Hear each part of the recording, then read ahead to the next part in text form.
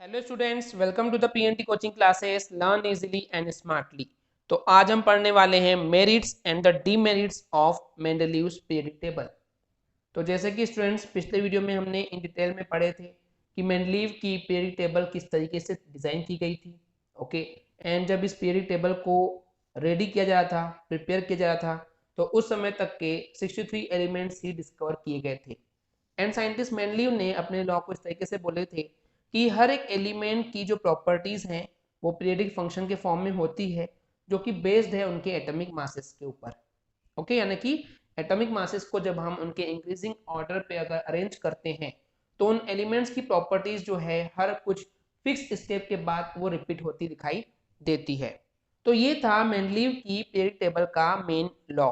Okay students, अब हम बात करते हैं उस मेंडलीव की पीरियोडिक टेबल की कुछ प्रॉपर्टीज भी थी, आई मीन मेरिट्स थी, एडवांटेजेस थे एंड कुछ डिसएडवांटेजेस भी थे। तो चलिए सबसे पहले देखते हैं कि इनके मेरिट्स क्या थे, एडवांटेजेस क्या थे। तो सबसे पहला था कि उन्होंने करेक्ट किए थे कुछ एटॉमिक मासेस को। ओके, कुछ फिक्स एलिमेंट्स के जो एटॉमिक मासेस थे उन्होंने उनको करेक्ट किए।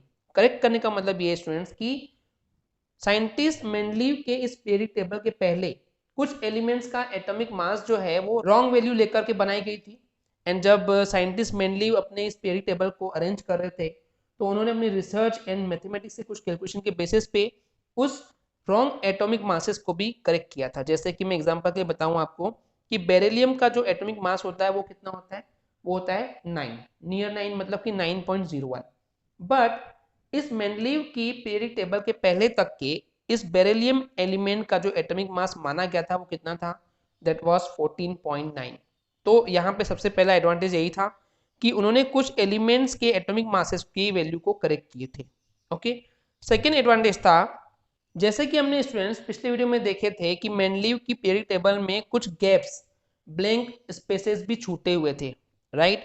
तो उस ब्लैंक स्पेसेस में से पर्टिकुलर स्पेसिफिक 3 गैप्स के लिए उन्होंने, साइंटिस्ट मेंडलीव ने ये स्टेटमेंट दिए थे कि उन्होंने जो 3 गैप छोड़े हैं वो उन अनडिस्कवर्ड एलिमेंट्स के लिए छोड़े गए हैं। अनडिस्कवर्ड मतलब जिनको अभी तक डिस्कवर नहीं किया गया है।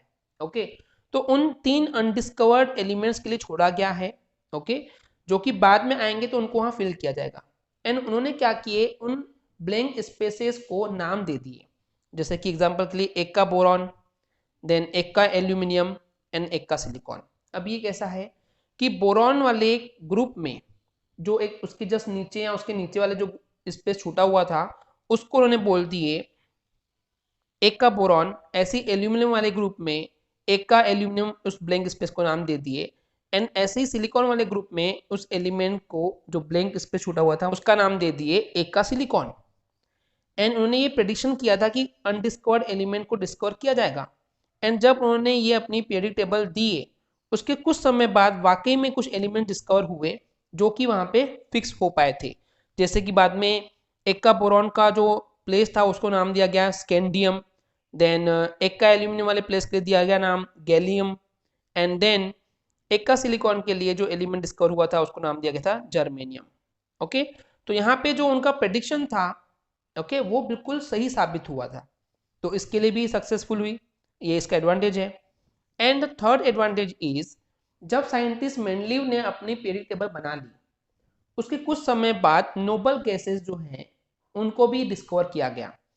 एंड इन नोबल गैसेस को जब डिस्कवर किया गया बाद में तो उन्होंने इन नोबल गैसेस को भी अपनी इस टेबल में जगह दी थी। एंड ये जो नोबल गैसेस के जो एलिमेंट्स थे उनको जब उन्होंने अपनी इस पीरियोडिक टेबल में प्लेस दिया तो कोई भी बाकी के जो पहले के एलिमेंट्स थे, एक्चुअल एलिमेंट्स थे, उनको बिना डिस्टर्ब किए हुए प्लेस कर दिया। यानी कि जो उन्होंने इस पीरियोडिक टेबल को बनाया था उससे ये भी प्रूव होगा कि बिल्कुल सही है। अब जो भी एलिमेंट्स आएंगे, जो भी फ्यूचर में डिस्कवर होंगे तो उन एलिमेंट्स को सिंपली हम यहाँ पे प्लेस कर सकते हैं। समझ रहे हैं इस चीज को, यानी कि इतनी परफेक्ट टेबल लग रही थी उस समय तक के कि बिल्कुल अब कोई भी एलिमेंट आएगा भी ना तो कुछ नई चीज होगी, बट पुराने एलिमेंट्स की जो प्लेस डिसाइड की गई है उनको कोई डिस्टर्बेंस नहीं होगा। तो ये एक और एडवांटेज हो गया। तो ये कुछ 3 मेजर एडवांटेज थे जो हमने देखे स्टूडेंट्स, ये 3 मेजर मेरिट्स थे। अब हम बात करते हैं डीमेरिट्स की। ओके, सबसे पहली चीज जो सबसे बड़ा डिसएडवांटेज था इस मेंडलीव की पीरियोडिक टेबल के लॉ की, वो ये थी कि यहाँ पे आइसोटोप्स की पोजीशन कहीं पे भी एक्सप्लेन नहीं की गई थी। ओके, अब बात आती है कि आइसोटोप क्या होता है। तो हमने पिछले वीडियोस में पढ़ के आ चुके हैं स्टूडेंट्स की आइसोटोप क्या होता है। ऐसे एलिमेंट्स जिनके एटॉमिक नंबर सेम होते हैं बट एटॉमिक मासेस डिफरेंट होते हैं। जैसे कि हमने देखे थे हाइड्रोजन के 3 आइसोटोप होते हैं, सबका जो एटॉमिक नंबर है वो 1 होता है, बट पहले वाले का एटॉमिक मास 1 होता है, सेकेंड वाले का 2 होता है एंड थर्ड वाले हाइड्रोजन का 3 होता है, जिसको हम प्रोटियम, ड्यूटेरियम एंड ट्राइटियम बोलते हैं।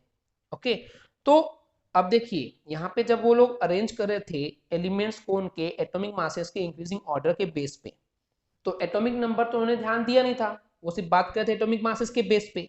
तो जब अलग अलग एटॉमिक मासेस है तो आप सिर्फ एक हाइड्रोजन लिख रहे हो, पर हाइड्रोजन के एटॉमिक मास 3 हो सकते हैं, 1 भी हो सकता है, 2 भी, 3 भी, पर आप तो ऐसा कुछ टेबल में नहीं लिख रहे हो। ओके, जैसे कि आप मेन टेबल में देख सकते हैं कि एक ही हाइड्रोजन लिखा गया है, बट इसके और भी आइसोटोप्स हैं उनको जगह नहीं दी गई। तो ये पहला डिमेरिट हो गया इस मेंडलीव की पीरियोडिक टेबल के लॉ के लिए। सेकेंड डिसएडवांटेज था कि जो हाइड्रोजन की पोजीशन है वो सही नहीं की गई थी प्लेस।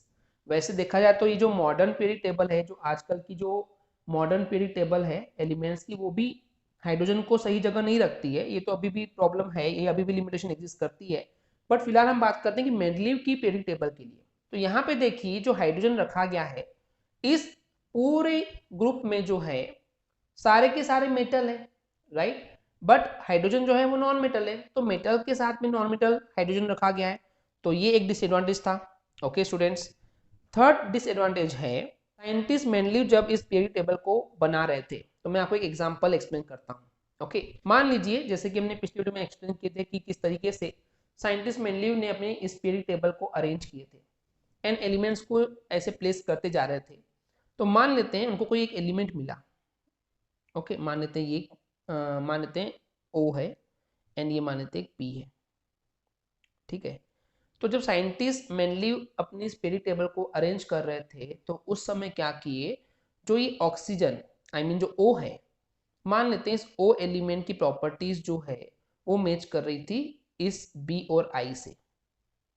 ओके, एंड ये जो एक एलिमेंट पी है वो मैच कर रहे थे इसकी प्रॉपर्टीज इस ए और एच से। बट प्रॉब्लम क्या हुई, इसका एटॉमिक मास मान लीजिए 10 था, इसका एटॉमिक मास मान लीजिए 11 था। अब इसको इधर रख नहीं सक रहे थे एंड इसको इधर रख नहीं पा रहे थे, क्यों? क्योंकि उन्होंने जो सबसे पहला बेस कंसेप्ट उठाए थे इसको एक्सप्लेन करने के लिए वो ये था, वो एलिमेंट्स को अरेंज कर रहे थे उनके एटॉमिक मासेस के इंक्रीजिंग ऑर्डर के बेस पे, राइट। लेकिन अब इन्होंने साइंटिस्ट मेनलीव ने यहाँ पे अपने ही स्टेटमेंट को थोड़ा सा गड़बड़ करवा दिए। उन्होंने क्या किए, पी को यहाँ रख दिए, यानी एच के नीचे पी कर दिए, ओके, एंड ओ को इधर कर दिए।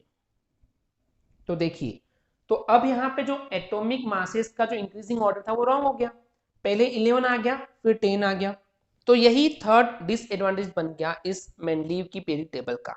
क्या था कि उन्होंने wrong order of atomic masses को कुछ कुछ एलिमेंट्स के लिए प्रॉपर्ली एक्सप्लेन नहीं कर पाए थे, आगे पीछे कर दिए थे। ओके, एंड जो लास्ट डिसएडवांटेज था वो ये था कि साइंटिस्ट ने जो ब्लैंक स्पेस छोड़े थे, तो 3 गैप्स के लिए, 3 स्पेस के लिए, जैसे कि एक का बोरॉन, एक का एल्यूमिनियम एंड एक का सिलिकॉन, तो 3 गैप वाले एलिमेंट्स के लिए उन्होंने उनको एक्सप्लेन किए थे। पर उसके अलावा भी कई और ब्लैंक स्पेसेस, एम्प्टी गैप्स थे जिसको वो एक्सप्लेन नहीं कर पाए थे। ओके, तो ये जो गैप्स थे उसको भी अगर एक्सप्लेन करते तो वो सक्सेसफुल हो जाता, पर सारे गैप्स के लिए उन्होंने उसको आइडेंटिफाई नहीं किए थे। तो इस तरीके से ये फोर्थ डिसएडवांटेज था इस मेनलीव की पीरियोडिक टेबल का। ओके स्टूडेंट्स, आई होप आपको क्लियर हो गया होगा। अगर आपको मैं वीडियो से कुछ भी सीखने मिला या नॉलेज मिला तो प्लीज हमारे चैनल को सब्सक्राइब कीजिए एंड वीडियो को लाइक जरूर करें। आज के लिए इतना ही, थैंक यू।